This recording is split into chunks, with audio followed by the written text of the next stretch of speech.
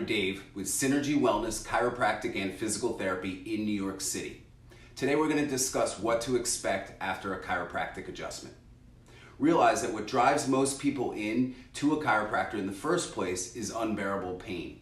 While it can be normal to have an increase in pain and soreness after an adjustment, it's wise to let your chiropractor know on your next visit that week.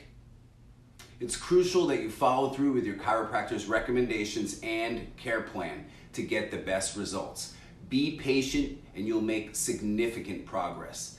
If you are sore after an adjustment, you can try using ice, and if the ice isn't really helping, try contrast therapy. 20 minutes of ice, 20 minutes of heat, or some Tiger Balm or BioFreeze, a topical analgesic, until your next appointment.